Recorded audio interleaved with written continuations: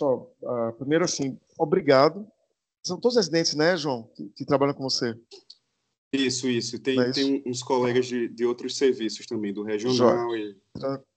Tranquilo, sem problema. Assim, primeiro, obrigado pela oportunidade de falar sobre deterioração clínica. É um tema que esse grupo que vai conversar com vocês aqui hoje, curte, estuda, tal, e debate muito a respeito. Parabéns pela iniciativa, sabe? Eu acho que a gente conversar sobre deterioração dentro do foco de ambiente hospitalar está no DNA de medicina hospitalar, do monitoramento desse paciente que está internado, de evitar um desfecho desfavorável, ser mais eficiente no cuidado. Então, a deterioração hospitalar, a deterioração clínica, ela passa dentro, digamos, do DNA da medicina hospitalar, tá? O João me pediu para falar um pouquinho, fazer um resuminho do nosso time, pessoal. A gente tem um time, tá? Só contextualizando vocês. Nós temos um time de deterioração clínica que monitora os pacientes internados através de alguns protocolos que a gente usa e a gente utiliza esses dados para fazer planos de ação de uma forma preventiva para utilizar nos pacientes, tá? Então, isso melhora desfecho, diminui tempo de internação, diminui evento e, claro, que a gente já estudou custo também, é um dado estratégico, mas eu posso afirmar para vocês que diminui o custo do paciente internado, tá bem? Então, eu vou fazer só um resuminho desse time, coisa bem sucinta, tá, Rodrigo? Fique tranquilo. Deixa eu ler mais E um outro. Nilson? Oi, João. Nilson, antes de você começar, eu queria só a palavra rapidamente, brevemente. Claro. Pessoal, assim, eu venho ao longo dos últimos meses discutindo com os residentes de clínica médica lá do Mestre Vitalino um pouco do que é medicina hospitalar, alguns temas relevantes, tudo muito do que eu aprendi no Hospital Unimed Caruaru com o Enilson e o time de consultoria da eficiência hospitalista, né? Eu brinquei com o Enilson recentemente, dizendo que ele veio a Caruaru, a consultoria acabou, mas ele deixou uma semente aqui, algumas sementes, sabe? E Enilson, assim, tem sido um parceiro que tem, vez ou outra, dado um suporte, discutindo alguns casos com a gente, algumas situações. E, enfim, se dispôs aí a apresentar um pouco do que é medicina hospitalar e do que é deterioração clínica, time de resposta rápida, algo que não é tão comum assim no nosso dia a dia aqui em Caruaru, sabe? São discussões que não acontecem. Aqui a gente foca mais em dar diagnóstico e tratamento, e, de certa forma, a gente não se atém a gerenciar cuidado, a tornar o tratamento, o internamento do paciente algo eficaz e seguro, sabe? Então, assim, Nilson é um colega que está sempre disposto e que é alguém, uma pessoa muito ativa na disseminação do conhecimento de medicina hospitalar aqui no Brasil, digamos assim, né? Então, queria, antes de tudo, agradecer, Nilson, a disponibilidade de vocês enfim, a aula. Espero que seja a primeira de algumas, de muitas. Bom, João, de fato, assim, falar sobre medicina hospitalar para mim assim, é sempre um prazer, tá? Então, não pense que é nenhum esforço falar sobre isso com vocês. E, na verdade, hoje quem vai falar menos sou eu, tá? O Rodrigo é hospitalista com a gente aqui no hospital, colega aqui do hospital, e a gente tem duas acadêmicas de medicina que vão apresentar para vocês o trabalho da gente sobre deterioração clínica e tem de resposta rápida, que é, na verdade, um dos capítulos do conteúdo de medicina hospitalar. Então, assim, é um prazer falar sobre isso com vocês e também está à disposição, tá? Vocês estão conseguindo ver esse slide que eu coloquei da linha do tempo do News, não? Sim, dá para ver. Tá, pronto. Então, pronto, combinado.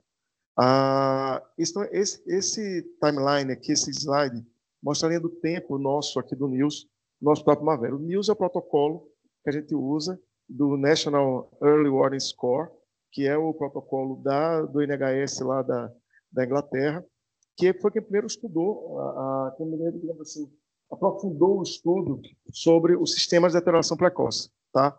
Então, o early, tirando o N, né, o Early Warning Score, são os scores de deterioração precoces que vão se mostrando como estratégias numéricas de classificar um paciente que está no processo de piora, tá? Então, Para o NIOS existir, a gente teve um caminho que se formou, tá bem?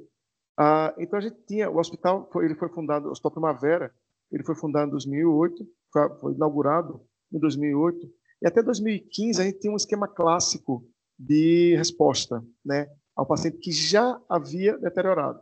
Que era basicamente o seguinte: você tinha um atendimento de clínica médica, a gente fazia a visita, ia embora, o pronto-socorro assumia os chamados dos pacientes que já tinham deteriorado, tá? Funcionamento por ramal, ligava, doutor, tal, e a gente tinha aquele padrão de resposta. Em 2016, então, a gente teve o primeiro processo de acreditação no hospital, e em janeiro de 2016 foi implantado o NIOS como protocolo de monitoramento desses pacientes. Então, qual é a diferença de um para o outro de até 2015 para 2016? Porque você passa a ter um critério. Você tem sete parâmetros fisiológicos, que eu acho que o Rodrigo vai falar isso daqui a pouco, um pouquinho sobre o NIOS.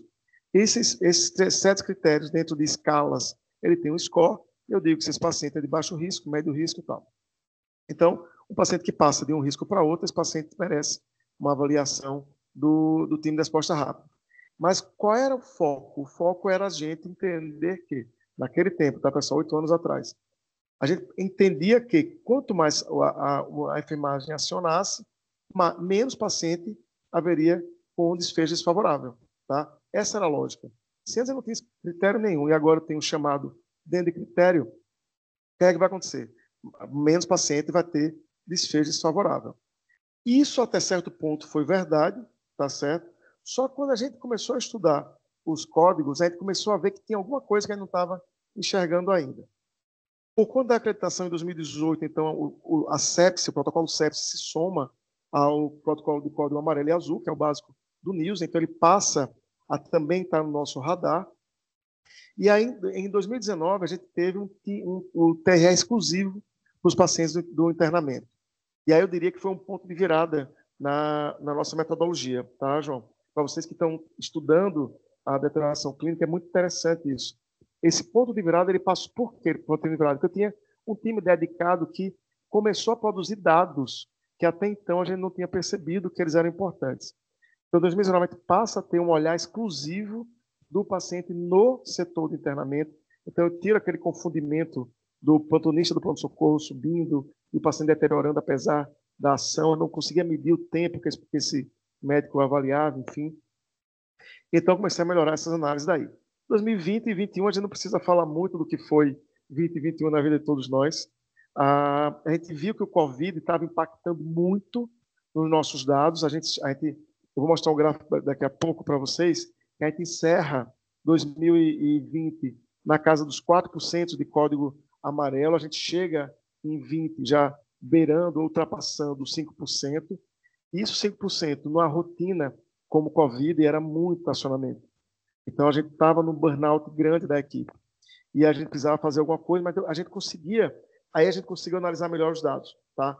Então a gente teve como perceber algumas necessidades, por exemplo, o plantonista Cinderela, que é o plantonista que fica até a meia-noite, 1 da manhã aqui no hospital. Hoje eu estou de Cinderela, por exemplo, que é um plantonista que apoia o plantonista das 12 horas, que faz ronda, busca ativa baseada já em critério do Score News. Eu vou falar um pouquinho dessa rotina. E aí, de 22 a 23, a gente entendeu que a gente tinha já uma gama de dados tão importante que a gente deveria estudar com mais critério esses dados. Então, o time efetivamente se forma em 22 e a gente começa a estudar os dados desde 20 e 21. Tá? Analisou retrospectivamente e isso começou a dar um suporte em ações dentro do hospital. Por que isso é importante colocar para vocês? Porque quando você começa a estudar a população sua que você atende, você começa a perceber ações específicas que você pode ter de melhoria com aquela população. Não são mais dados importados. Você começa a fazer um crossover de dados importados que se aplica aqui não se aplica. Então, as estratégias elas podem ser aplicáveis ou não dentro da população que você estuda. E, claro, quando você começa a estudar os dados, você tem chance de levar para fora esses dados. E é isso que as meninas que vão falar, as acadêmicas que vão falar daqui a pouco, elas vão trazer, até da experiência dela de divulgação em congresso, publicação de artigo, que isso está sendo colocado já no nosso radar por conta dos dados que a gente tem. Bom, isso aqui é só um cenário, tá? Que são os dados antigos de 20 e 21, tá? Isso aqui a gente tem aqui à esquerda como a gente começa aqui a porcentagem dos acionamentos de código amarelo e sepse aqui no cantinho assim, 1, 2, 3 são os meses de 21. 2021 a gente tem que lembrar, a gente tinha essa curva aqui embaixo, é a curva do Covid, tá vendo aqui que eu circulei embaixo à esquerda? Então, a gente vinha com a tendência de subir os códigos amarelos e os códigos sepse no internamento. Essa linha verde é a reavaliação que a gente já fazia, então a gente fazia ação, a gente já ia lá reavaliar o paciente depois de 60, 90 minutos, como é que é o protocolo de sepse, mas mesmo assim esse paciente ainda subia, ainda vinha subindo os acionamentos. E aí então saiu a gente leu um artigo que falava, a gente não chamava ronda no artigo, mas a gente chamou de ronda aqui no hospital, de como se a gente tem critérios do paciente que está deteriorando, se a gente tivesse esse olhar mais precoce, a gente iria fazer uma segunda reavaliação desse paciente antes desse paciente deteriorar. E aí sim, esse marronzinho, a ronda, a gente começou a perceber que quanto mais ronda detectava o paciente com potencial de deterioração e mais ação ia fazendo, havia uma tendência de queda dos códigos amarelos e códigos sepse a partir desse mês de agosto de 21. Aqui à direita, então, até setembro de 22, e a gente viu que o score, aqui, o azulzinho embaixo, que é código de sepse amarelo, ele se mantinha mais baixo do que em 2020 e o primeiro semestre de 2021. Então, a gente começou a entender que havia ali, sim, uma possibilidade de interromper uma piora desse paciente, certo? Então, a gente instituiu a ronda de busca ativa de paciente deteriorado. Essa ronda é feita até hoje, às 22 horas, tá? Então, antes do Cinderela ir embora do plantão, a gente faz a busca ativa desses pacientes e, às vezes, a gente faz segunda visita, ajuste de medicação, abre a troca de antibiótico, às vezes até há protocolo de sepse nesse paciente. A gente vê que o desfecho desse paciente melhorou a partir de então. Isso aqui é a primeira versão do protocolo que a gente usava, tá certo? Onde ele à direita aqui comparava os 12 scores do NILS, dos últimos 2 scores do NILS, e dava, então, um aviso aqui na coluna se estava aumentando, se estava diminuindo. Então, isso aqui foi basicamente o que a gente fez lá atrás, que a gente traz, então, essa visão de uma proatividade. Esse relatório, ele traz diz assim, ó, esse paciente precisa ser reavaliado. E aí vai em cima desses pacientes que a gente precisa reavaliar, porque a gente não pode ficar reavaliando todo mundo, a gente tem que ter critérios. Isso é uma outra informação. A gente vai ter critérios de ronda, para que a gente faça isso de forma proativa e interrompa a piora desse paciente. E aí, é o último slide que eu vou mostrar para vocês também, e aí para os meninos falarem. Mas o que acontece? O TRR, ao longo do tempo, ele veio se somando a vários outros protocolos dentro da instituição. Tá? O TRR ele atua em protocolo de doutorásica, sepse, AVC, do paciente crítico, atua até hoje nos plantões noturnos, a deterioração do paciente no setor de SADT, endoscopia, de imagem, áreas não assistenciais, que era uma demanda, tá? Eu brinco muito com áreas, a gente chama de código laranja aqui, tá, pessoal? A denominação nossa. É quando a perda de paciente, a perda de consciência de paciente, de quem não é paciente. Um funcionário, um familiar que está dentro do hospital, perdeu a consciência, o TRR é acionado. Por quê? A gente não sabe o que aconteceu com esse paciente.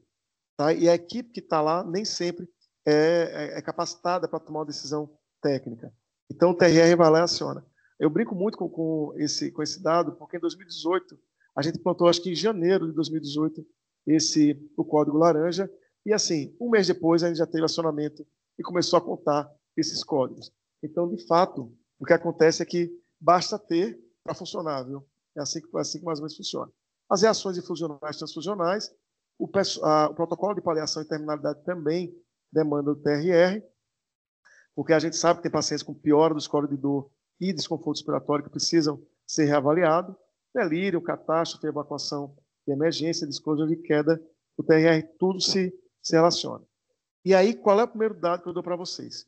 A gente tem que ter muito cuidado com o TRR, porque quanto mais a gente agrega, se a gente não mede, a gente tem chance de fazer o TRR se transformar num tempo de resposta lenta, tá? Então, tem que ter muito cuidado com isso. Quando o TRR se mostra efetivo, você vai ver que você vai ter essa tendência de agregar. Mas tudo que é feito, tudo que é agregado, ele é reavaliado, tá? Então, não basta ter medidas de você agregar, você precisa saber reavaliar para ver se o TRR está dando conta. Então, a gente vira e mexe, está colhendo dados de paciente oncológico, no centro de infusão, de hemodiálise, para saber se a gente ainda dá conta daquilo lá. Bom, esse é um históricozinho, tá, minha gente, que eu queria trazer para vocês, e como é que essa brincadeira começou. E aí, então, vou deixar a palavra com o Rodrigo, com a Crislaine e com a Emily para eles tocarem a aula aí, tá certo? Mas estou à disposição. Deixa eu só trazer aqui de volta. Interromper aqui, tá, Rodrigo? Espera aí que eu fiz besteira de novo aqui. Pronto. Já estão? Para. Pronto.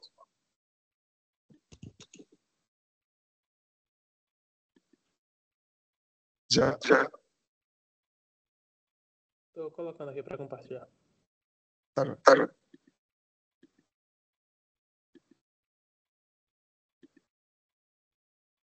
Foi aí? Ou não? Tá tudo escuro. Sim. Foi sim. Nilson, eu acho que tem 2 dispositivos ligados, tá tendo eco do seu... Eu vou entrar e sair de novo, sair e entrar de novo, porque acho que é capaz de fazer. Se não puder começar, gente, quando você voltar, minha vez.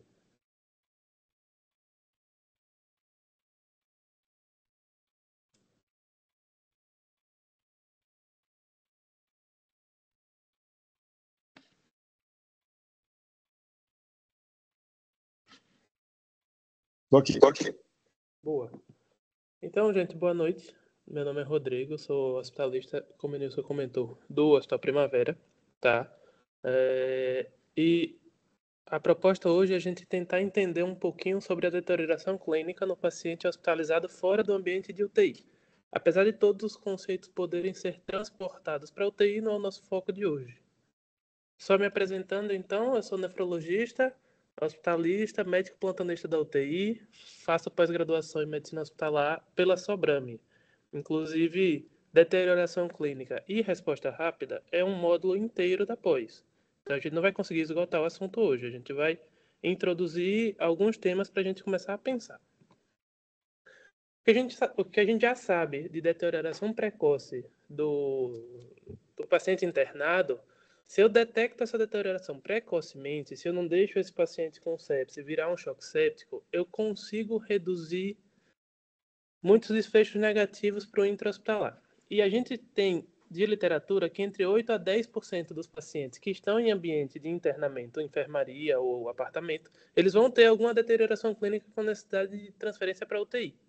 Isso aumenta custo, aumenta risco de dano e longa permanência desse paciente e, de uma forma geral, aumenta a mortalidade intra-hospitalar desse paciente. Quando eu consigo fazer detecção precoce de qualquer deterioração clínica, eu diminuo mortalidade. A gente tem em 2017 medição de 30 dias, mas diminui mortalidade de uma forma geral. E eu diminuo o tempo de permanência hospitalar. Que do ponto de vista de qualquer tipo de sistema de saúde, diminuir o tempo de permanência significa aumentar efetivamente o número de leitos funcionantes para o sistema de saúde. Para cada hora no atraso do reconhecimento da deterioração, eu aumento o risco de óbito desse paciente. A gente tem como modelo a sepse, mas isso serve para qualquer deterioração, exacerbação do DPOC, crise asmática. E a monitorização contínua de sinais vitais, entendo a monitorização contínua como eu vou fazer de horário, não necessariamente um monitor no leito. Mostrou ser efetiva para detecção precoce. Porém, é óbvio, quanto mais frequentemente eu monitorizar um paciente, mais cedo eu vou determinar alguma coisa de piora clínica. Isso acho que não tem muita dúvida. Se eu botar um monitor vendo sinais vitais 24 horas, eu vou chegar mais cedo do que ver os sinais vitais de 6 em 6 horas. A pergunta que a gente faz é, se eu preciso monitorizar tão de perto esses sinais vitais em ambiente de internamento, talvez ele merecesse uma vigilância intensiva.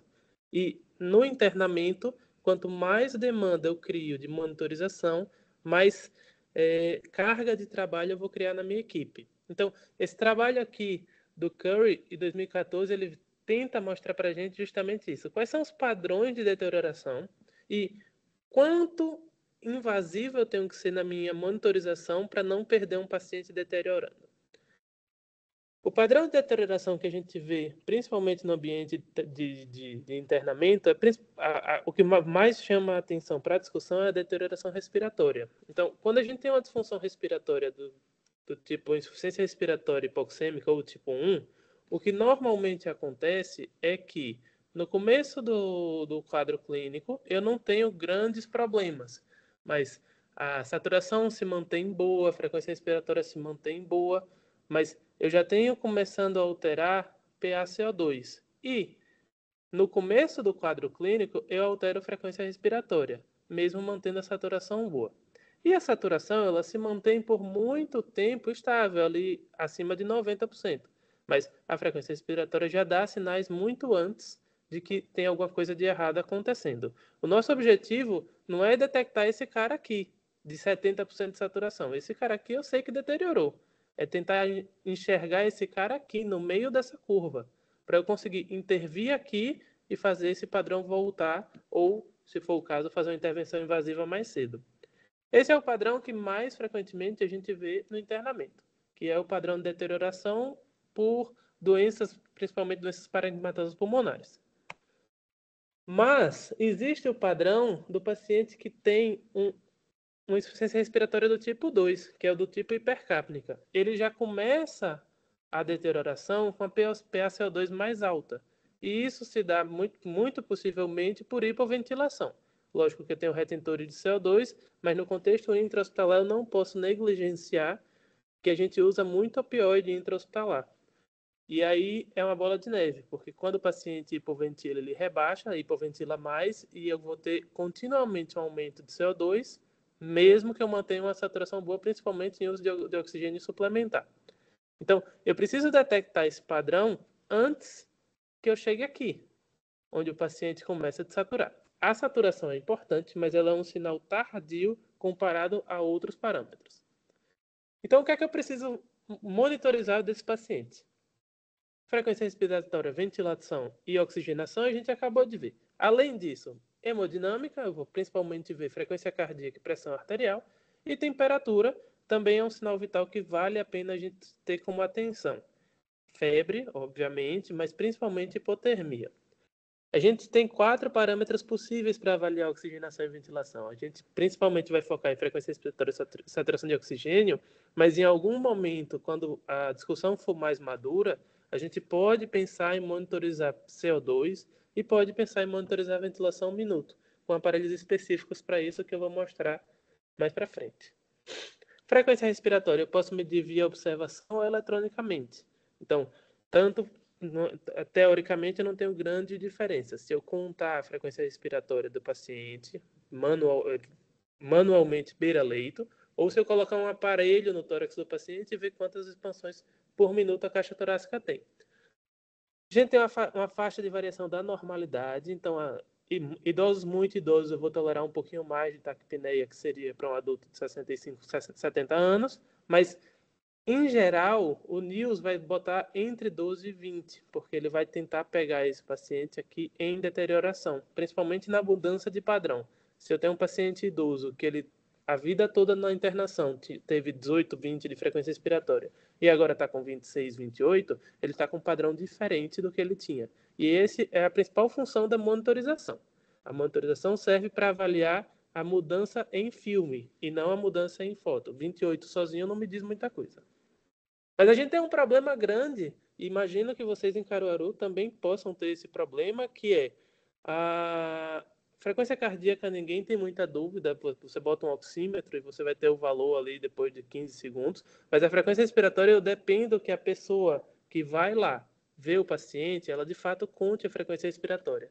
E a curva de distribuição de frequência respiratória, ela é totalmente discrepante da curva de distribuição de frequência cardíaca. Era para ser 2 curvas parecidas, onde eu tenho um pico maior ali na normalidade e vou tendo uma diminuição gradual. Mas o que eles viram nessa revisão em 2017 foi que eu tenho padrões, principalmente de marcar números pares, e 20 é muito mais frequente do que seus pares imediatos, 18, 16, 14. Será realmente que ninguém tem 16 de frequência respiratória no internamento?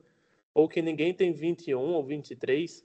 Então, a frequência respiratória, como é uma medida que eu dependo exclusivamente da avaliação de alguém que está lá trabalhando, ela pode ser falseada. E isso a gente não é uma surpresa que o paciente em insuficiência respiratória esteja com 40, 45 de frequência respiratória e nos sinais vitais estava 20. Na verdade, foi registrado 20, mas provavelmente já estava alterado. Saturação periférica de oxigênio, a gente vai considerar aí normal 95 a 100 quando acordado, 92 no sono, mas o mais importante é, se o paciente tem alguma hipopneia ou predisposição à hipopneia-apneia, ele pode cair 3% do padrão de base, e isso me significar uma informação clínica relevante, principalmente nos pacientes que a gente prescreve opioide. Opioide é sabidamente indutor de bradipneia, por inibição do sistema nervoso central, e se esse paciente acordado tem 99 de saturação, eu fiz um opioide, ele dormiu e está 90, significa que ele está hipoventilando e eu preciso dar uma olhada com mais carinho para esse paciente. Esse estudo ele tenta mostrar exatamente isso. O Paco, ele pega é um estudo que tem 70 e poucos pacientes, ele pega 2 pacientes separados, ele faz opioide e olha a ventilação minuto desse paciente. Quando eu faço opioide, eu tenho uma queda da ventilação minuto. Aqui na linha tracejada é sempre que faz opioide. Ele faz outra dose de opioide, eu tenho novamente uma hipoventilação. Outro paciente, entretanto, eu faço doses de opioide e ele não tem hipoventilação, o que me sugere fortemente que eu tenho pacientes mais sensíveis ao opioide, pacientes menos sensíveis ao opioide. E isso é uma coisa que a gente precisa ter registrado claro quando a gente sabe sobre o paciente, para eu tentar evitar o erro de administração e intercorrências que a gente mesmo criou. Então, o que é que a gente sabe sobre o reconhecimento precoce da deterioração até agora? Se eu falhar para reconhecer precocemente, eu causo aumento de morbidade e mortalidade, e 39% das admissões em UTI foram referidas como tardias por quem recebeu. Então, já era um paciente que estava deteriorado. De novo, a UTI não é só um lugar de a gente fazer tratamento intensivo. Monitorização e vigilância também é espaço da UTI, por mais que o plantonista não queira receber. Principal causa de descompensação intra-hospitalar, sepse. Sepse, condição que já é bem detalhada e bem descrita, mas só para lembrar, é uma reação desproporcional do sistema imune a uma infecção, onde eu vou ter alta mortalidade e alta morbidade relacionada. Eu tenho a mortalidade aí estimada em 30%, e 40% dos pacientes que sobrevivem vão ter sequelas permanentes. A cada hora de atraso, o risco de morte aumenta entre 7% e 10% na sepse. E o que a gente já sabe é que a estadia pela UTI e a estadia pela enfermaria, ela não é mais um momento, não é uma foto na vida do paciente. Todo paciente que passa pela UTI, todo paciente que tem algum agravo grave de saúde, por exemplo, uma sepse, ele vai ter a carga de doença transferida para seu internamento em enfermaria e principalmente para casa. Então, esse estudo ele tenta avaliar os pacientes que têm alta da UTI depois de uma doença crítica, e o que ele vê é que o risco desse paciente que passa pela UTI morrer em um ano, ele sai de 4% para 14%.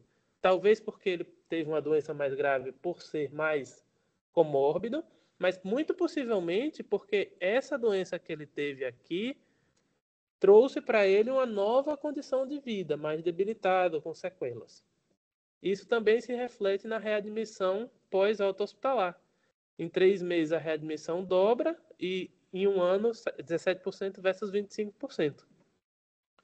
E esse estudo brasileiro do Ranzani, ele vê o que é que acontece com os pacientes que tiveram sepse depois que eu dou alta em um ano. E o que ele mostra para a gente é que do momento que eu dei alta hospitalar, alguns pacientes já saem da linha aqui de alta para uma instituição, por exemplo, de reabilitação. Muitos pacientes vão para casa, mas percebam que quando eu pego aqui mais ou menos em 350 dias, 20 a 25% desses pacientes vieram a óbito. e mais 20 a 25% dos pacientes já foram readmitidos em algum momento no hospital. Então, é um momento para a gente discutir, na verdade, se diante de qualquer evento crítico que eu tenha com esse paciente, não é a hora de eu pensar em acompanhar cronicamente esse paciente. Não é incomum os serviços de Critical Medicine nos Estados Unidos terem ambulatório de follow-up desse paciente, justamente porque é sabido que ele reinterna mais. E se a gente conseguir evitar essa reinternação aqui, a gente agrega valor em saúde para esse paciente. E como é que a gente vai fazer... Rodrigo, Oi.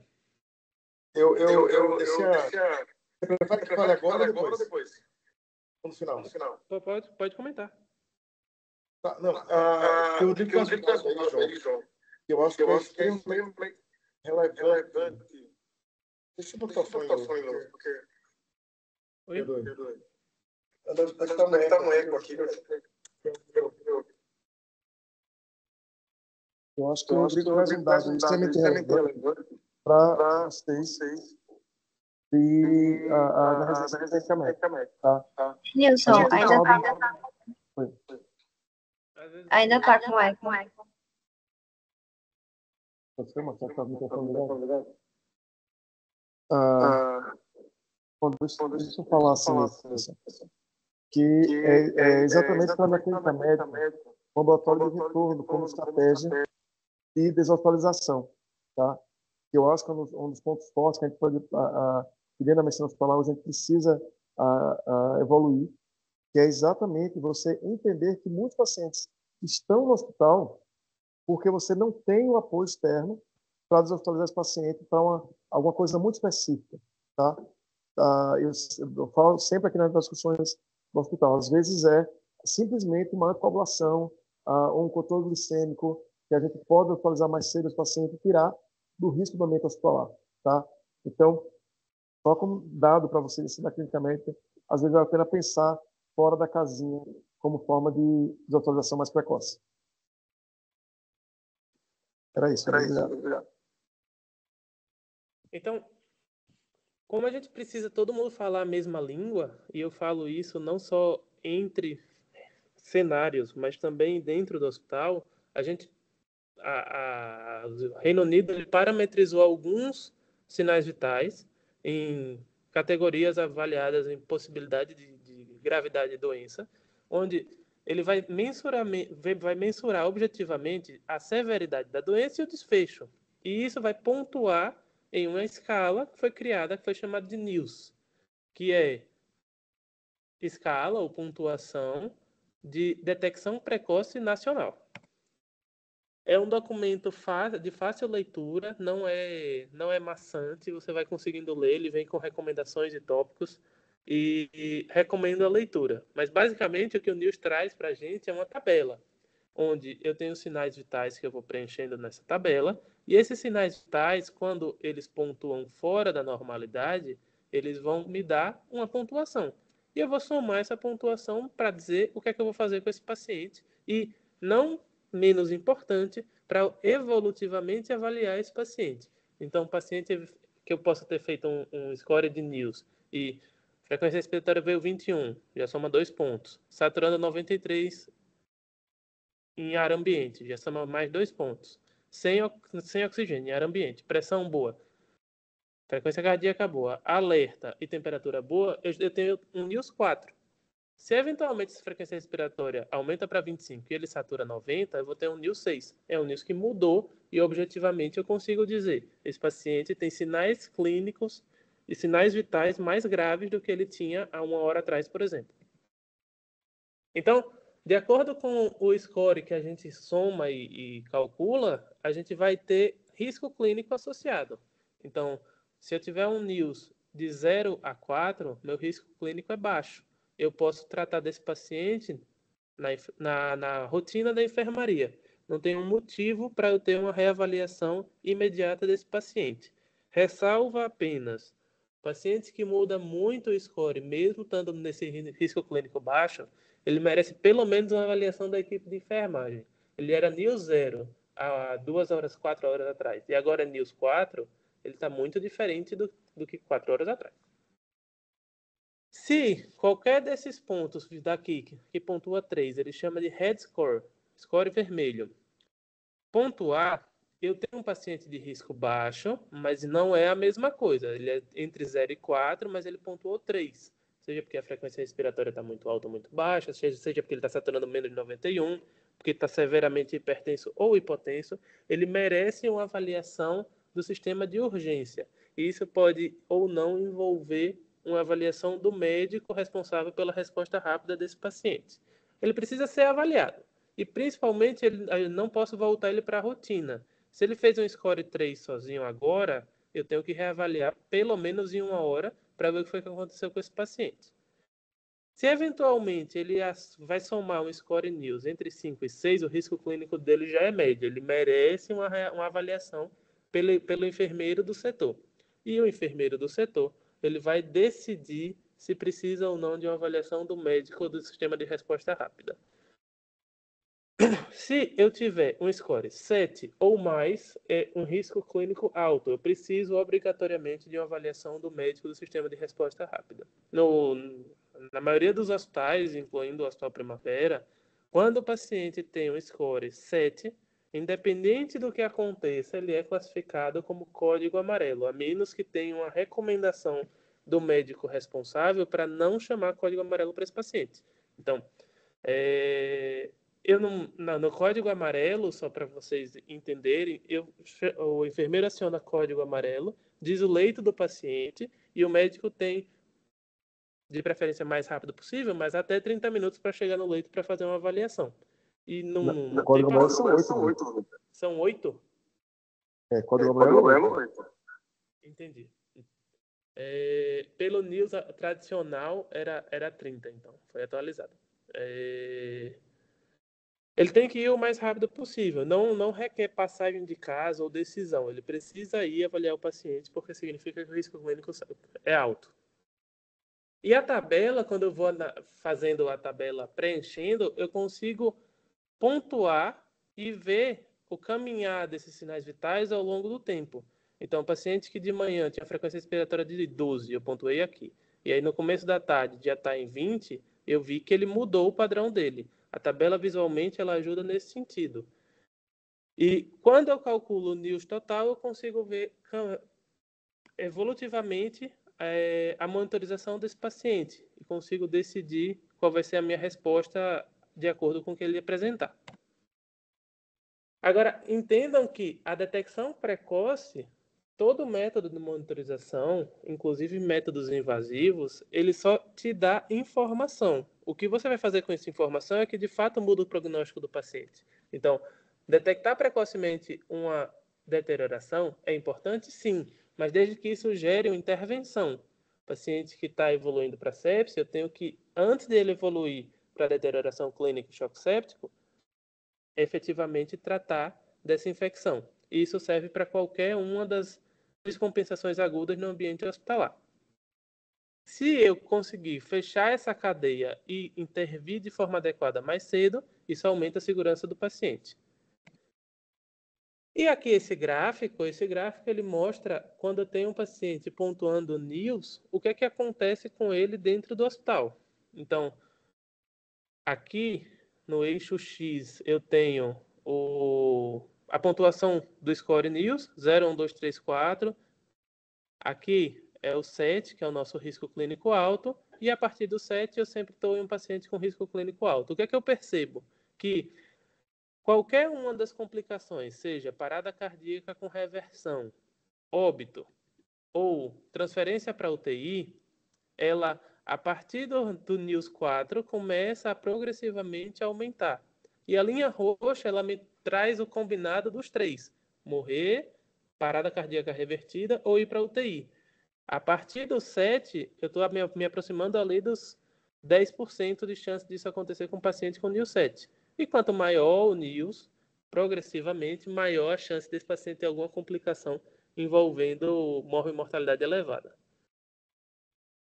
Então, a recomendação que o NIOS traz é que, diante de um paciente que tem NIOS 0, eu posso, não recomendo, mas posso avaliar sinais vitais a cada 12 horas. Se tiver alguma alteração clínica, eu reclassifico esse paciente. Se o enfermeiro do setor tiver alguma impressão diferente, ele pode reclassificar esse paciente.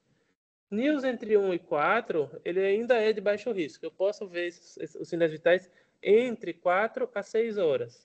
E aqui, lógico, a cultura dos Estados Unidos é diferente, mas eu já vou começar a pensar se não vale a pena fazer balanço hídrico desse paciente. Balanço hídrico, principalmente, quantificar a diurese.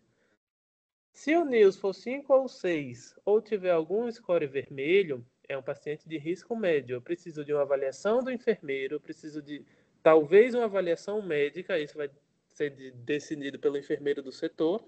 Preciso de sinais vitais de hora em hora, porque esse paciente aqui é o paciente que vai fazer código amarelo em algum momento. E aqui, sim, vale a pena a gente discutir balanço hídrico para esse paciente. Talvez esse paciente ele já mereça estar em ambiente de terapia intensiva. Se ele tiver 7, é um paciente de alto risco. Eu preciso de informar o médico imediatamente que existe um paciente com código amarelo e eu preciso de uma resposta rápida do médico de plantão, seja lá qual for o esquema do sistema de resposta rápida. E a gente tem diversos tipos de estudos fazendo com pacientes em condições totalmente diferentes. Então, eu tenho NIOS aplicado na população pediátrica, eu tenho NIOS aplicado na população obstétrica, mas vou trazer aqui, talvez, um dos meus estudos preferidos que tem sobre o assunto, que é o NIOS associado ao lactato. A gente tem um problema na curva do NIOS, que é a área sobre a curva entre os pacientes onde a sensibilidade não é tão alta, a área sobre a curva ela aproxima muito cedo. O que significa que o NIOS é um score que tem alta sensibilidade e eu vou pegar tanto pacientes que estão em deterioração clínica, mas eu vou perder pacientes que estão em deterioração clínica simplesmente porque não pontuaram no score. Era um paciente hipertenso com 150 de sistólica, hoje ele está com 110, mas 110 pontua só um ponto no NIOS, então ele não vai pontuar para eu chamar a avaliação de alguém. Se eu adicionar o lactato, essa parte aqui seria a perda de sensibilidade para o NIOS para os pacientes limítrofes, eu consigo esticar a área sobre a curva para deixar uma curva um pouco melhor. E o que a gente sabe é que somar o lactato ao NIOS, e o NIOS-L é basicamente somar, o lactato veio 3, o NIOS veio 5, você tem um NIOS-L 8. NIOS-L maior que 7 significa um risco de morte e um risco de morte ou terapia intensiva muito aumentados. Então, me parece que a gasometria é um exame importantíssimo na decisão de pacientes limítrofes. Todos os pacientes de código amarelo, na minha cabeça, tem que ter uma gasometria para avaliação, até para avaliação do protocolo de sepse.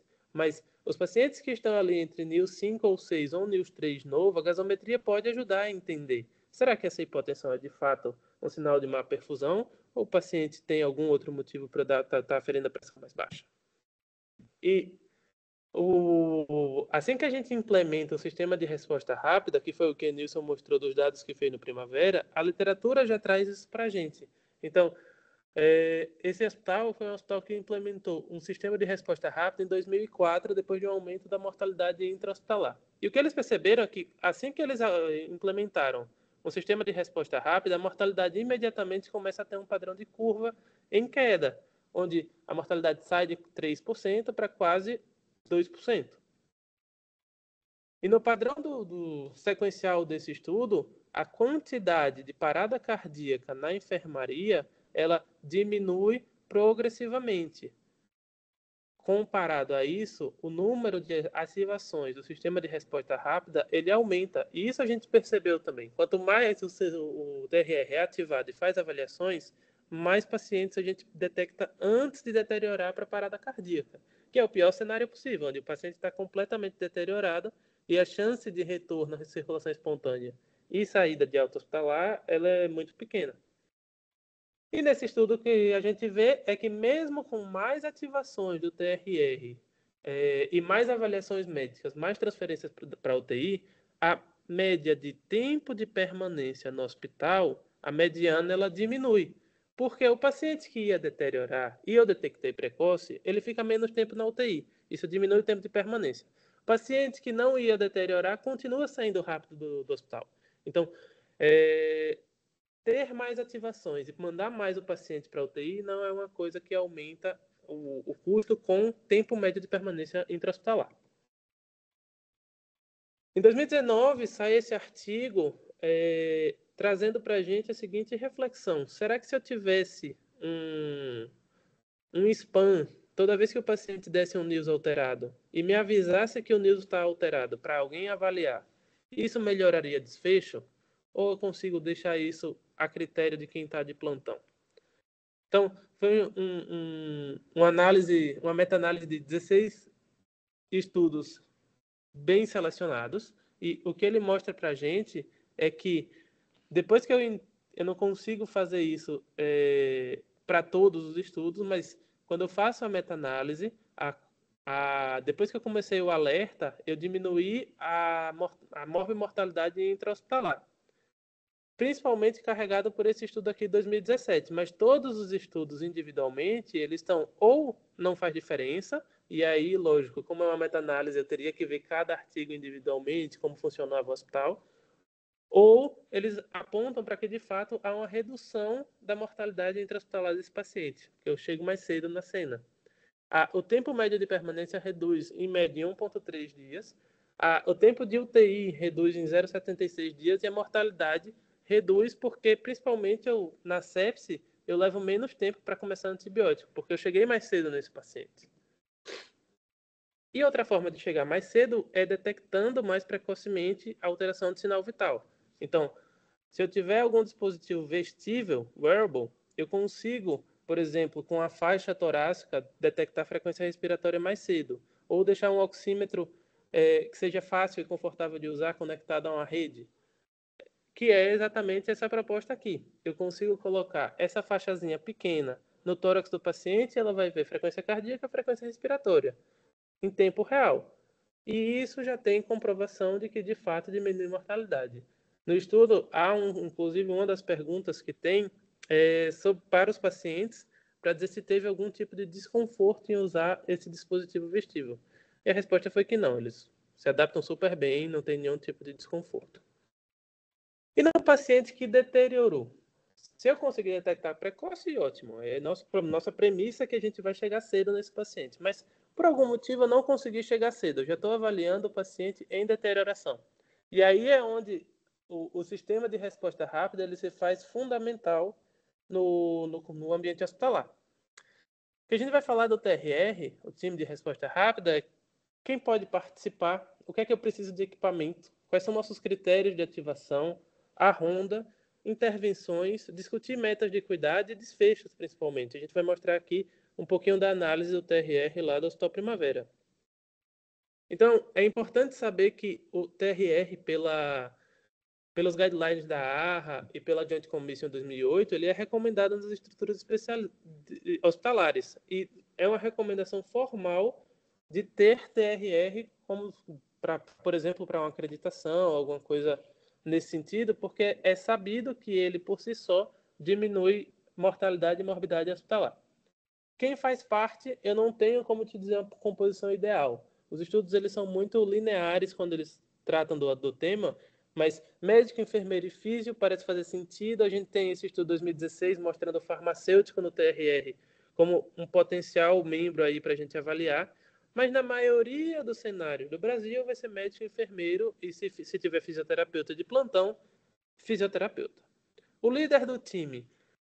Essa discussão é uma discussão que ela vem dos Estados Unidos, então eu coloco ela no slide só para a gente discutir.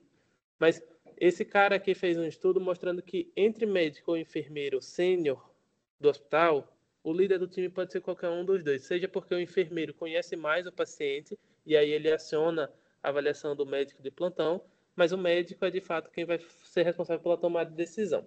Mas nos Estados Unidos a gente tem uma enfermagem diferente da enfermagem do Brasil, um curso de formação diferente, residência, enfim.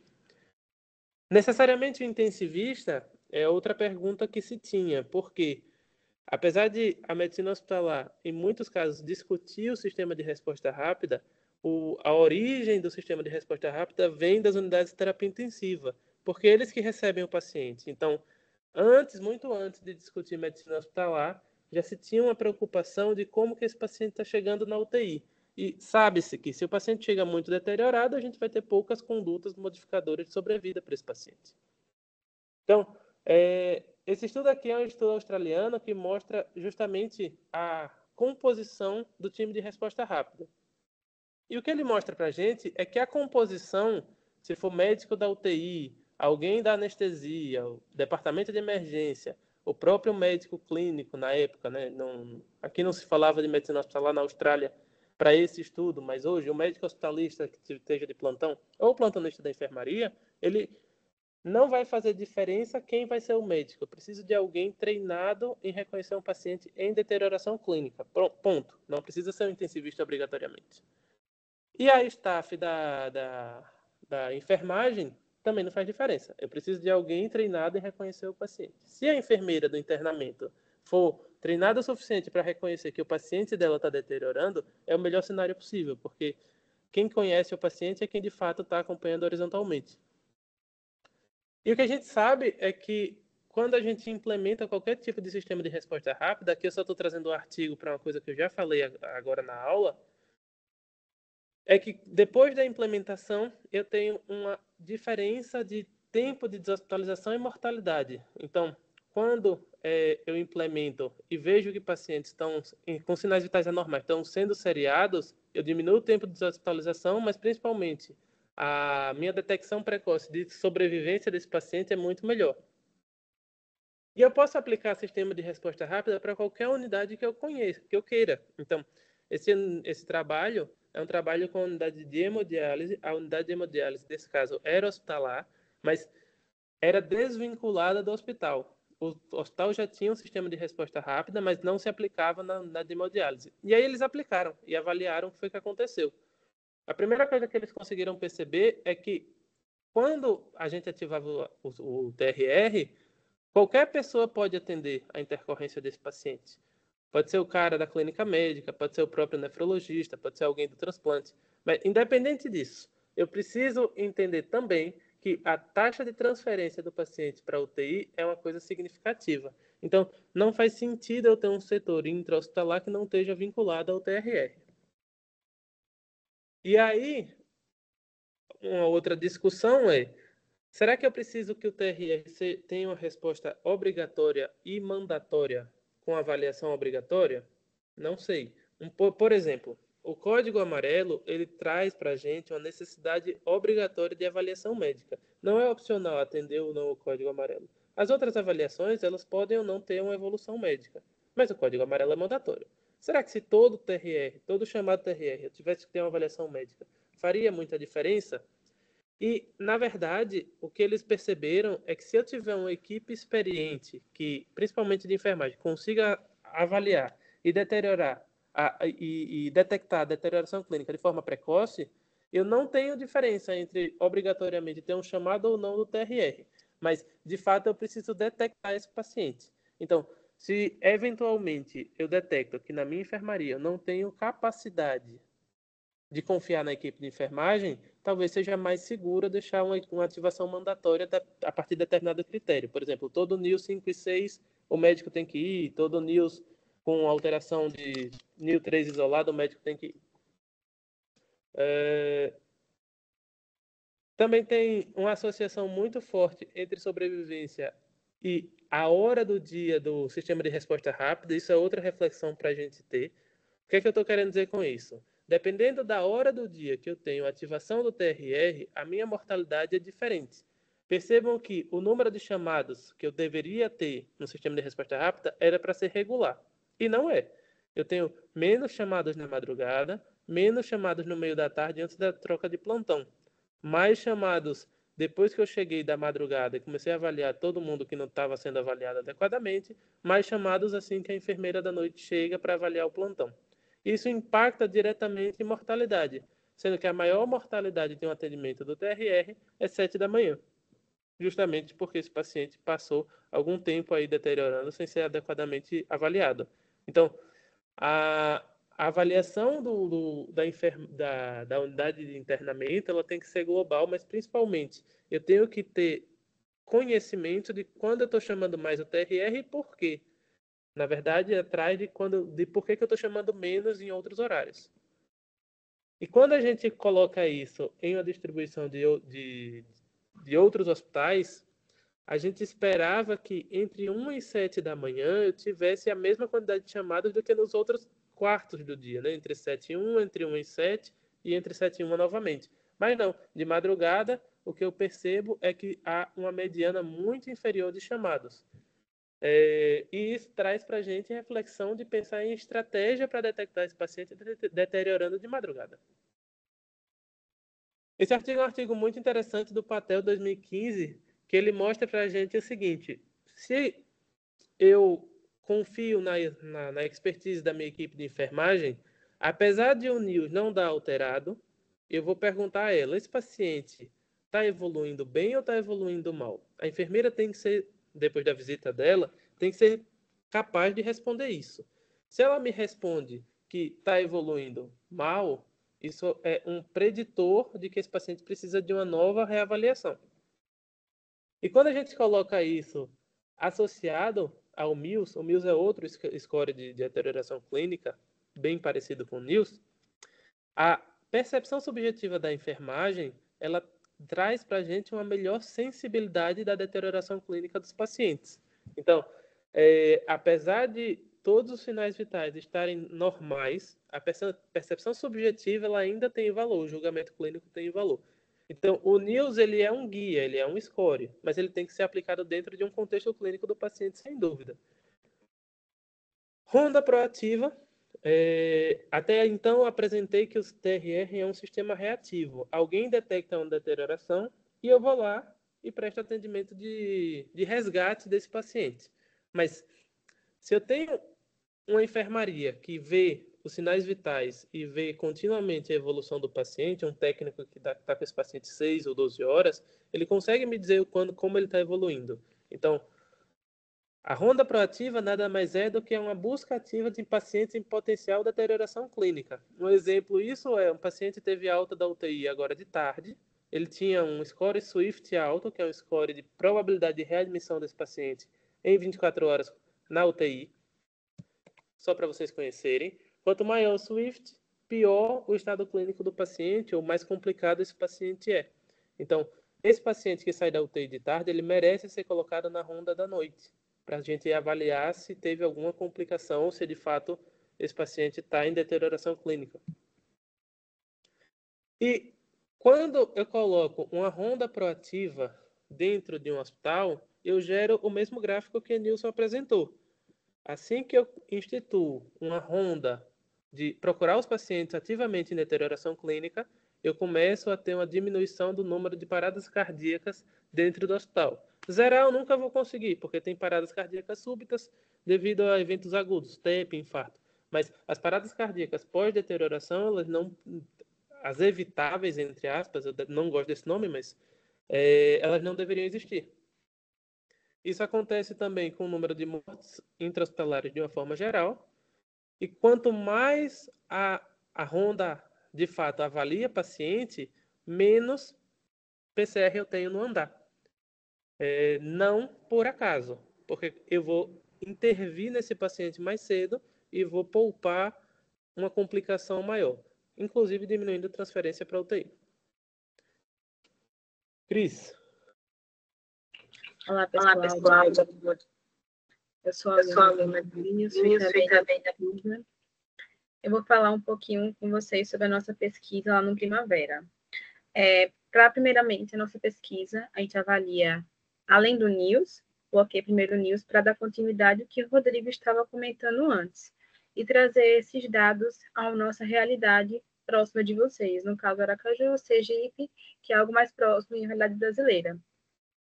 Aqui o NIOS a gente avalia através das medianas, em que a gente começa a observar que nesse gráfico de linhas temos pontos de inflexura, que é a variação de uma mediana para outra. Logo, essa variação, a gente começou a observar que existem variações até mesmo dentro da própria normalidade, como por exemplo aqui, nós temos de 0 a 4, e a gente vê vários pontos de inflexura nesse gráfico, E a gente começou a perceber que pacientes que a partir de 30% já começam a chamar atenção. E acaba que o NIOS é um preditor eficiente para a deterioração clínica. Tanto na literatura como no nosso próprio hospital a gente conseguiu observar isso. Nesse caso desse gráfico aqui, a gente destrinchou no desfecho de óbito, sepse não UTI, não óbito não UTI, ou seja, exatamente quem ficou em enfermaria e quem morreu e quem foi para UTI. E a gente consegue observar que na mediana 12,6 da linha amarela, você tem uma flexura muito rápida. E você observa que esse valor é entre 2 e 3. Foi um aumento de 30%. Como o Rodrigo falou, foi menor que 4, mas nós tivemos um aumento de 30% e esses pacientes eles tiveram um pior desfecho. Pode passar. E aí que a gente pode observar no ano 2022, aqui no Primavera. Aqui o código azul e o código sepse, ele teve um aumento na mediana 18-12, ou seja, 18 horas antes desse paciente disparar o código azul e o código sepse, ele teve um aumento de mediana de 20%. Levando a lógica do que o Rodrigo explicou, nesse momento você observa a variação da mediana, você consegue agir nesse momento e talvez intervir para que ou que esse código não aconteça ou diminuir a mortalidade e morbidade desse paciente intra-hospitalar. O código amarelo ele aumentou 12 horas antes, ou seja, 12 horas antes, 20% também desse valor. Ou seja, a gente consegue, na mesma lógica, talvez intervir, mesmo esse valor estando muitas vezes inferior a 4. Pode passar. E aí vem algo que muitas realidades sabem o que é, mas não sabem correlacionar com a medicina hospitalar. Além do NIOS, existem outros 4 scores que utilizamos, que é o Charlson, que é um preditor de mortalidade através das comorbidades, entre eles tem hipertensão, diabetes, neoplasia, infarto do miocárdio, AVC, e ele é um preditor para 10 anos o paciente chegar a falecer. Mas utilizamos ele como um preditor de mortalidade, de morbidade. Então, o paciente grave é aquele com Charlson é igual a 5. O Fugulin é aquele paciente que vamos encontrar que é o mesmo score da enfermagem, ele é muito importante para a assistência como um todo, porque ele determina a complexidade essencial, ou seja, quanto meu paciente depende mais de mim como profissional. Então, um paciente que tem um fungo em alto, ele depende de uma ronda, ele depende de um terceiro olhar, ele depende de um olhar melhor da enfermagem e completamente multi. O Braden, ele é um score de lesão por pressão. Por que utilizamos eles na deterioração clínica, o Braden no caso? Porque o paciente com lesão por pressão, ele fica mais tempo internado. Se ele fica mais tempo internado, ele tem chance de ter mais morbidade intra-hospitalar, ele vai mais para a UTI e ele tem mais chance de falecer. E isso é fato. NRS, que é o risco nutricional, é uma escala de nutrição em que o paciente acima de 3 do NRS, ele vai ter benefício em terapia suplementar. Colocando na aplicabilidade clínica, vocês utilizando esses scores e associando eles, vocês conseguem nichar grupos de pacientes dentro do hospital em que vocês vão demandar mais atenção assistencial.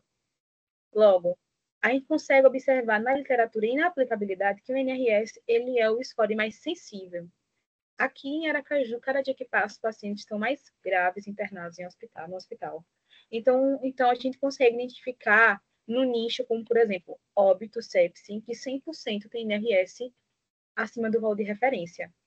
Mas a gente consegue observar que, por exemplo, nessa situação do óbito sepse, pacientes que morreram por sepse em 2022, em que eles tiveram um aumento de 30% do NIOS, 18 horas antes, esses pacientes eles tiveram 75% de transferência para a UTI, ou seja, a maioria foi para a UTI, e eles tiveram um Fugulin 60% acima do valor de referência. Então, se vocês conseguem classificar e nichar esses pacientes, associando os scores, tendo Charlson maior, um Fugulin maior, um Braden maior, um NRS maior, paciente com 4 scores, vocês conseguem nichar dentro disso, porque eles são scores estáticos. Enquanto não mudar a lista de diagnóstico desse paciente, ele vai manter o Charlson.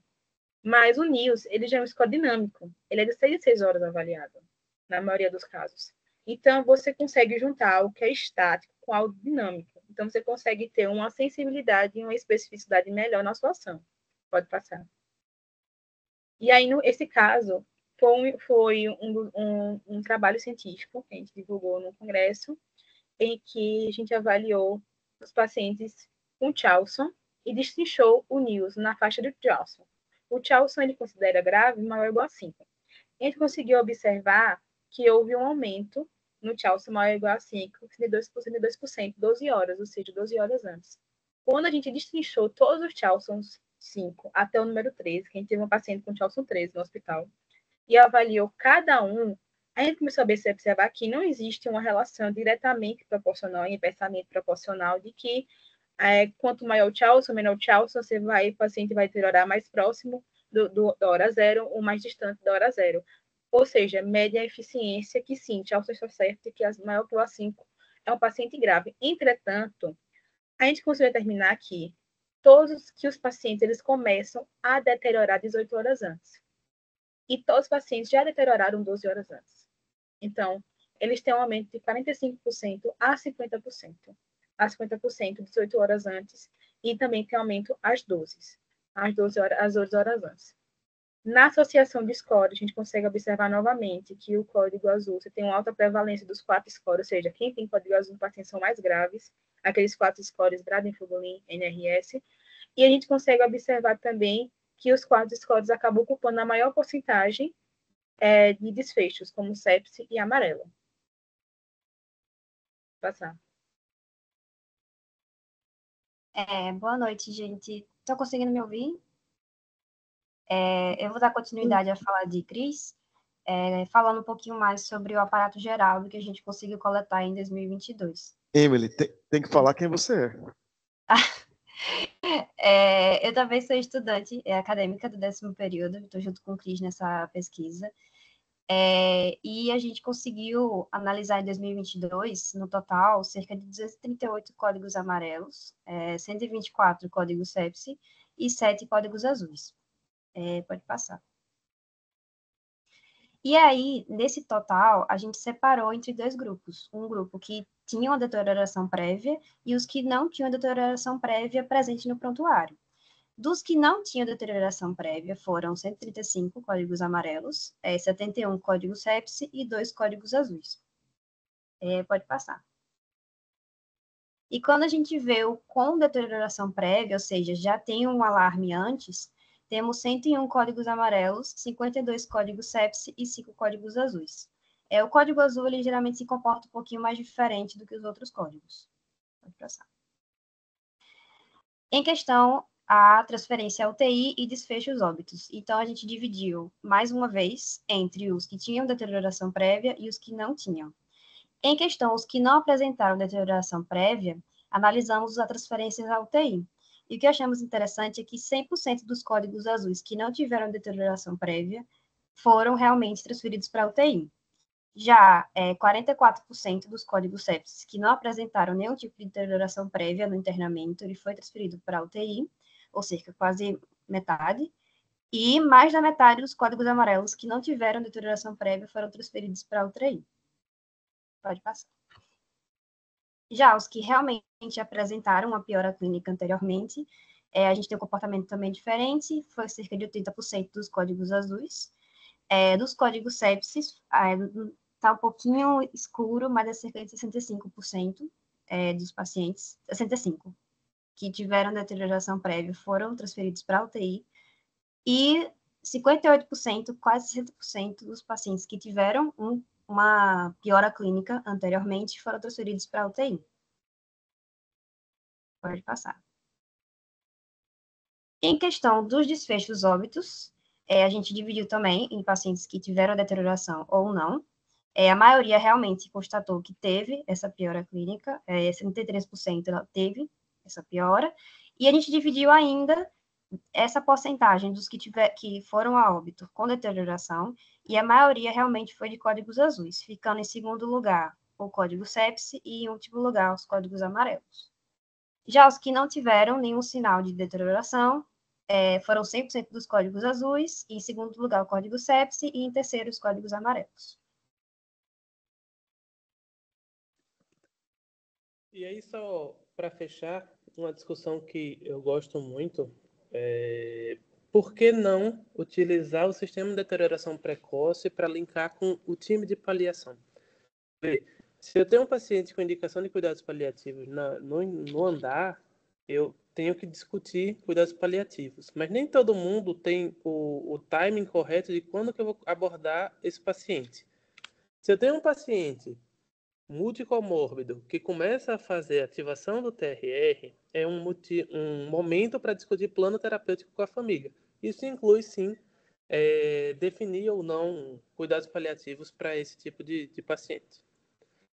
Do ponto de vista de custo hospitalar, a gente sabe que implantar o TRR, não só aqui, mas em qualquer tipo de cenário, traz para a gente economia para o sistema de saúde. Seja porque o paciente fica menos tempo internado, seja porque eu não vou utilizar, por exemplo, de um leito de UTI para monitorizar e tratar esse paciente intensivamente. Então, resumindo, quando eu tenho o sistema de resposta rápida normofuncionante, eu vou diminuir mortalidade, e principalmente a mortalidade não esperada. Eu não sei dizer sobre tempo de estadia hospitalar, mas parece que eu diminuo o tempo médio de permanência hospitalar. Eu aumento a quantidade de pacientes que eu consigo conversar sobre paliação. Eu aumento a logística hospitalar, no sentido de que, tipo, se eu tenho uma unidade da cardiologia que chama muito mais código amarelo do que os outros, é a unidade para eu tentar entender o que está acontecendo. Do ponto de vista de gestão, traz para a gente uma vantagem nesse sentido. E eu melhoro a satisfação e experiência do paciente pela internação ser mais bem conduzida. É isso.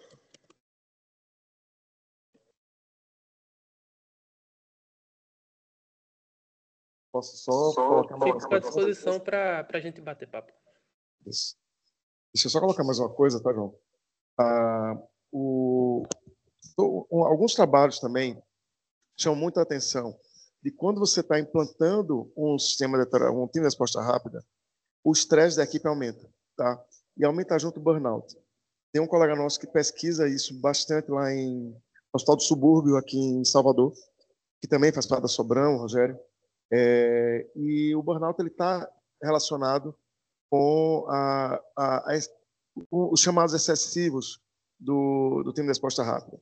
Então, toda implantação de time de resposta rápida ele exige que você tenha critérios não de acionamento, simplesmente, mas também critérios de reconhecimento em que, para esse acionamento, esse valor de fato é importante. Porque isso qualifica o acionamento, qualifica o chamado.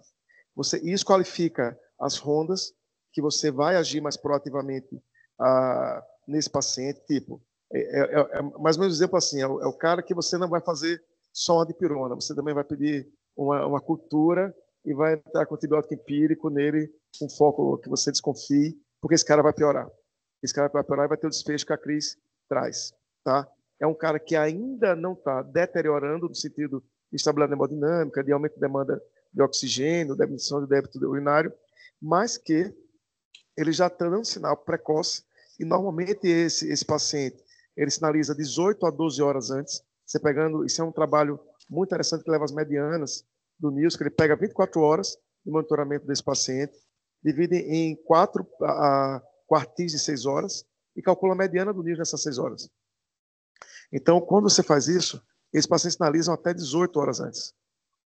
Então, é o cara que deu sinal e você não agiu. Então, ele tem um desfecho desfavorável com código amarelo, sepse, em determinado momento. Então, isso são estratégias de que você diminua o estresse da equipe. Você vai, de fato, na ronda, calminho, depois tomar seu café, seu cafezinho, a sua ceia da noite, você vai lá, dá uma olhada nesse paciente com uma segunda avaliação clínica. Hoje, aqui no hospital, a gente está fazendo piloto, não sei se a Joana está aqui, a Joana está ligada aí. Ela é um R2 de outro serviço, que está vindo, ela está desenvolvendo piloto junto com a gente, de mais 4 avaliações durante o dia dos pacientes com o score de risco de deterioração, que são os scores que Cris trouxe. Então, o que a gente está querendo ver? Se, durante o dia, incrementar as avaliações no paciente de risco, porque houve variação do NILS, melhora desfecho. A gente está fazendo isso nesse mês de julho, por exemplo, eu ainda não tenho dados para dar para vocês, mas é também uma estratégia de se antecipar a pacientes com deterioração. Eu participei de uma discussão com ela recente agora, por exemplo, do paciente com a hiponatremia que não estava detectado esse paciente, ele fez uma crise de ausência sem nenhuma deterioração, tá?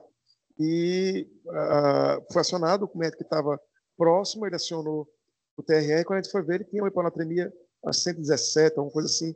Depois o cara evoluiu bem, sem nenhuma deterioração a mais, tá? Mas foi somente uma crise de ausência que alguém poderia entender que passou mal, que ele passou mal e deixar esse cara um pouquinho exposto. Então, assim, o grande objetivo é muito melhor você avaliar esse paciente sem que ele esteja deteriorado, estressa menos, do que ser acionado para um paciente já deteriorado, tá? Outro ponto que eu queria dizer para vocês, veja, os seus residentes que estão aqui, João, eles fazem parte do setor mais pobre do hospital.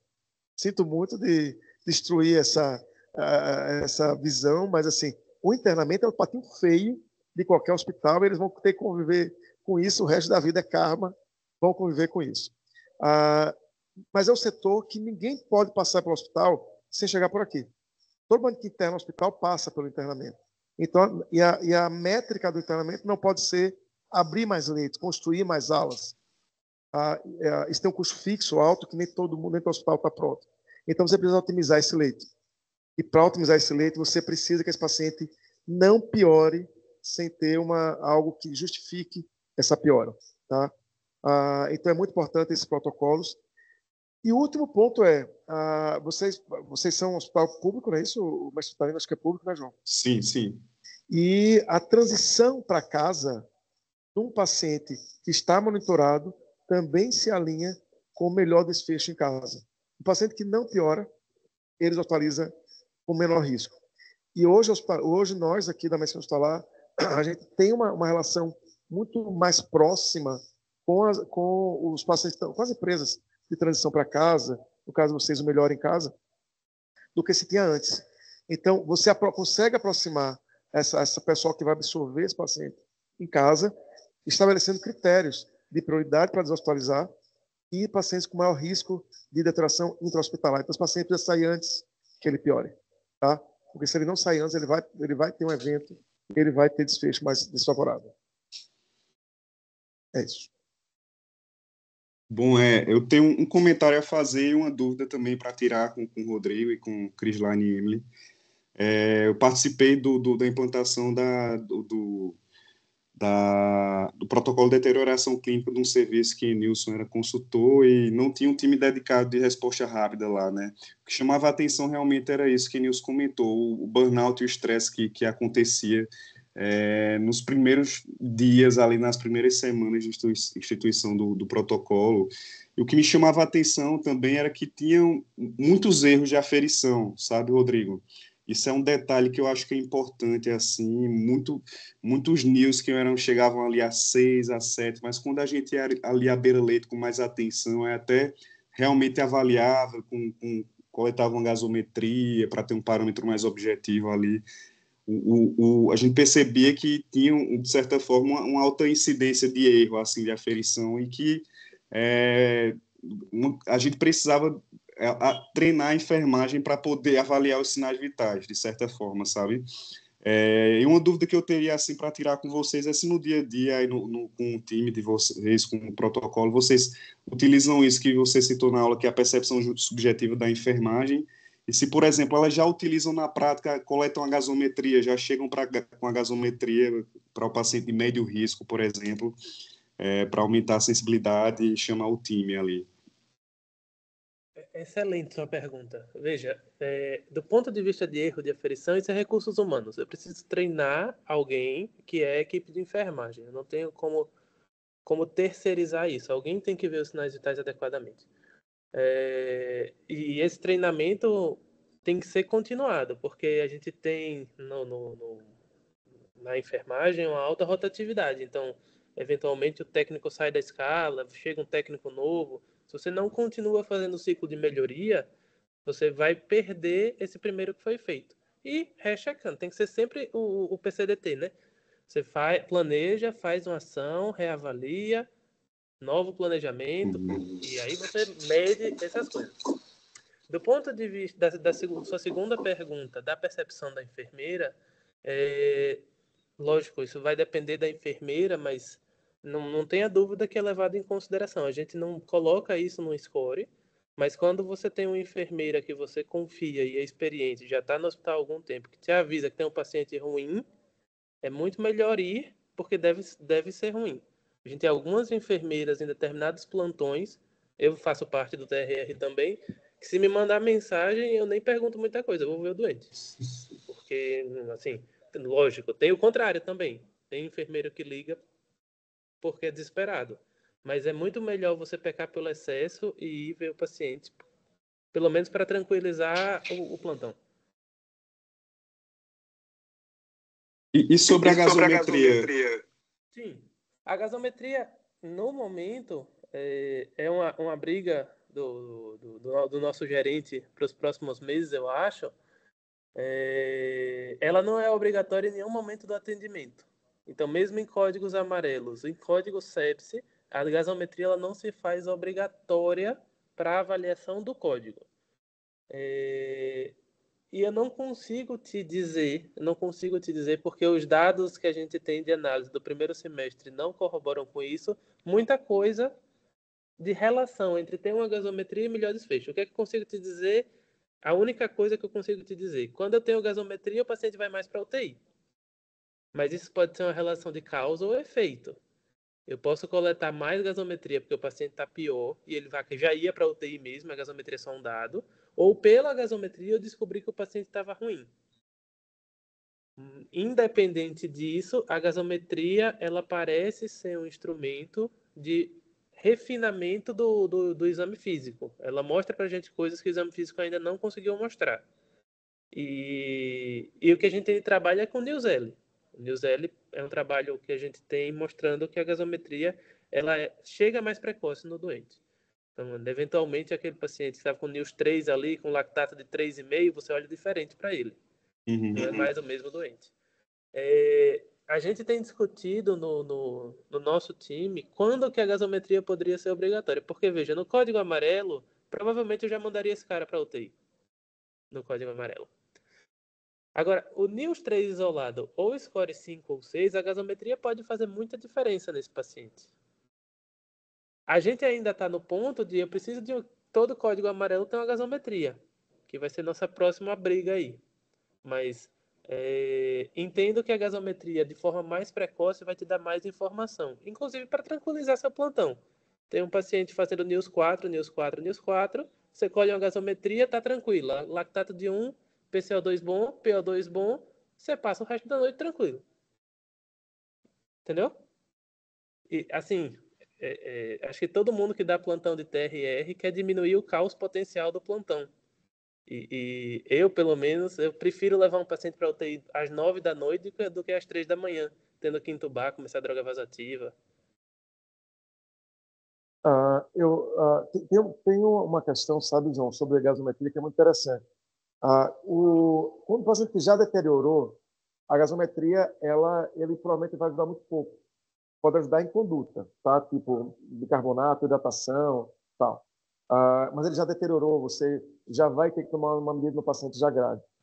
Nos pacientes principalmente nos score 5 ou 6 novo, que é o que a revisão do NIUS 2 traz do fim de sepsis, ele é muito importante. Porque, assim, ele tem um evento novo, de fato, nas 24 horas. É um score que tem uma relação com risco e desfecho desfavorável em 24 horas, uma relação muito, muito clara com sepsis, entende?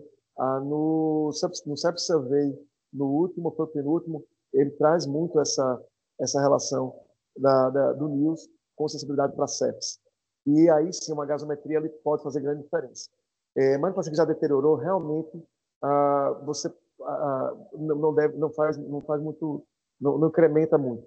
Mas, no entanto, mesmo que não usa gasometria, você usa um recurso UTI, vamos entender UTI como estratégia terapêutica, tá?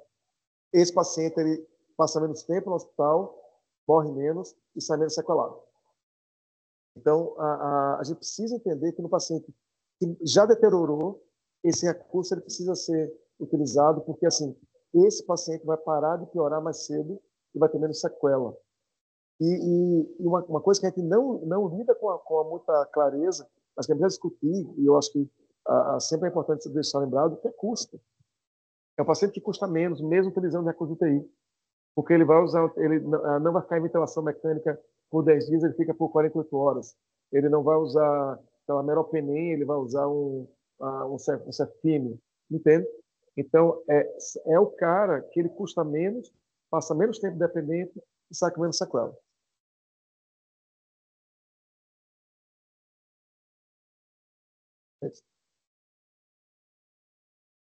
Não sei se algum residente tem mais alguma dúvida.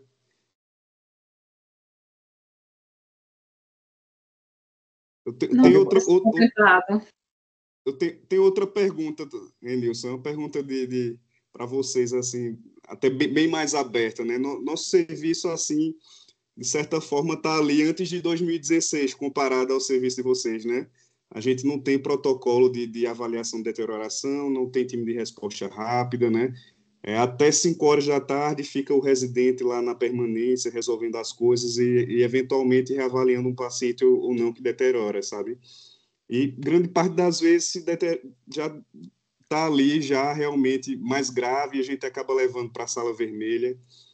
E à noite é o colega da urgência que dá o suporte. O que você descreveu ali no início, né? Antes de 2016, no serviço de vocês, né? O que é que vocês diriam assim para a gente que, de certa forma, não temos recursos, nem um apoio assim da direção? O que é que a gente poderia fazer inicialmente ali, até de forma incipiente, para melhorar a assistência e, assim, cuidar melhor dos pacientes, reduzir o risco de deterioração clínica e consequentemente, piora, né? João, eu digo sempre para minhas filhas que quando a gente vai ficando mais velho, a gente começa a contar história, tá? E eu vou contar uma história, então, do time de deterioração. Hoje a gente consegue fazer essa discussão porque a gente primeiro começou a catalogar dados. Tá? Sem dados, não há argumentos. Ponto. Primeiro conceito. Sem dados, não há argumentos. Se vocês não catalogarem os dados, nem que sejam em planilhas, em folhas impressas, de news, sinais vitais, para que a enfermagem acompanhe, por exemplo, escolhe o setor do seu hospital, tá bem? Escolhe o setor, o nosso começou nos pacientes não cirúrgicos, tá? Porque o cirúrgico é o paciente que passa pouco tempo. Então, no paciente clínico, escolhe o setor daquele setor que o cara demora mais, usa mais antibióticos, sei lá, está mais invadido. E você coloca um piloto ali. Coloca o piloto com folhinha mesmo, impresso. E vai ser news calculado na mão, tal. Faz um mini protocolo de acionar. Em que momento chama vocês? A gente está falando de score 7 porque é o código amarelo que a gente via na literatura, mas depois de um mês você vê que esse cara morreu com o score 5. Então, de repente, esse perfil de paciente seu é um paciente que já dá uma sensibilidade maior. Então, esse paciente vai chamar. Durante o dia, aí, segundo momento, durante o dia a gente viu que com esse protocolo aqui na enfermaria A, com o score 5, o médico sendo chamado, a mortalidade diminuiu 5%. Comparado com a noite, que a mortalidade aumenta 5%. Então, você começa a ter dados que vão balizando a discussão com a gestão. Se não, a gente fica naquele discurso sempre assim, cara, não dá certo, o paciente está aqui para morrer, está errado. Não é isso, cara. A primeira coisa é ter um piloto. E o piloto é feito com caneta e papel. Bom, esse piloto é que vai embasar você a discutir daqui a 1 mês, 2 meses, 3 meses, o quanto você melhorou e vai melhorar. Não tenho dúvida. Não tem como não melhorar algo que você vai proagir, tá? Porque você vai ter um padrão de acionamento. É o Rodrigo que está de plantão, é o João, é a Crislaine, é o Wilson, todos vão agir de uma forma muito semelhante. Então, é muito pouco provável que um comportamento proativo padronizado tenha menos impacto do que o cara que está acionado no pronto-socorro para vir à noite. Um dado muito, muito tranquilo que para você coletar, por exemplo, o Rodrigo mostrou isso. Eu tenho até pena do hospital que não tem um protocolo de acionamento bem definido. Isso a gente viveu muito aqui, do cara que chega de manhã às 7 horas. O cara que chega de manhã às 7 horas sem ter um protocolo definido de acionamento, ele é um inferno, né, cara? Porque isso tem trabalhos que mostram isso muito claramente. O Rodrigo trouxe essa referência, de 7 às 10, sua vida é um caos. Né? Porque o cara veio da noite, dando aquela empurradinha até às 7 da manhã. 7 da manhã chegou o plantão, assumiu o negócio, cara, esqueça. Você vai ver, aí você vai entubar, vai fazer volume, fazer desafio de volume. Não tem jeito. Porque foi aquela empurradinha a noite inteira. Isso são dados que, se você não levantar, você não consegue justificar um plantonista específico. Tá bem? Uhum. E claro, cara, você estudou o Charlson com a gente lá. Você vê como o Charlson, ele descreve claramente o risco de piora desse paciente. Entende? O Melhor em Casa, com certeza, deveria ter uma oportunidade de ver quais esses pacientes eles precisam ter uma adequação maior para transitar esse paciente para casa. Tá? Enfim, então, eu diria que tem que fazer um piloto. Nesse piloto tem que estar muito claro uma ação específica do seu time, avaliar esses dados depois de um tempo, 2 meses, 3 meses, e aí sim você começa o processo aí de sentar com o chefe, cara. Aí vai ter muito café para tomar. Tá ótimo. Então é isso, cara. Ficamos à disposição aí, se precisar ajudar em algum momento mais, tá? Espero que tenha sido útil para a discussão de vocês, viu? Ótimo. João? Foi muito bom, Enilson. Gostaria de agradecer a Rodrigo, a Crislaine, a Emily aí. Deixa eu fazer E a Marisa Enilson, vamos tirar uma foto. Mas deixa eu fazer um convite antes, João. Janeiro, 12 e 13 de janeiro, tem um congresso brasileiro de medicina hospitalar, tá? Vai ser presencial lá em Porto Alegre, mas tem um formato online, tá? Certo. O online tem 30% de desconto até dia 31. E aí vai ser transmitido online todo o congresso. Foi adiado o congresso, né? Foi exatamente porque não tem aeroporto, né? Então, por essa modalidade online, ela vai permanecer independente do aeroporto abrir ou não. Então, a inscrição online, você tem acesso a todo o conteúdo do congresso, palestra do pessoal de fora, tudo, online, 100% do congresso. Então, valeu muito a pena. A gente fez uma caravana virtual para estar lá no congresso. Muito bom. Então, fica o convite para vocês, tá bom? Oi, Maria Isabel. Obrigada, professor. Eu ia pedir para vocês tirarem uma foto, Enilson. Tire aí para a gente. Peraí, deixa eu pedir para o meu chefe aqui. Meu gerente está aqui, viu? Só um pouquinho. Consegue tirar foto da gente? Porque eu não sei como fazer com isso no iPad. Eu também tentei por aqui, não sei. É o print da tela.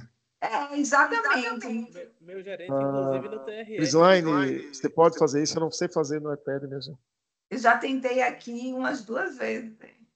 Peraí, viu? Aperta em print. Aperta em print. Eu vou tirar aqui, mando para o Dr. João e ele compartilha com vocês. Pronto, combinado. Valeu, Pronto. Sorria.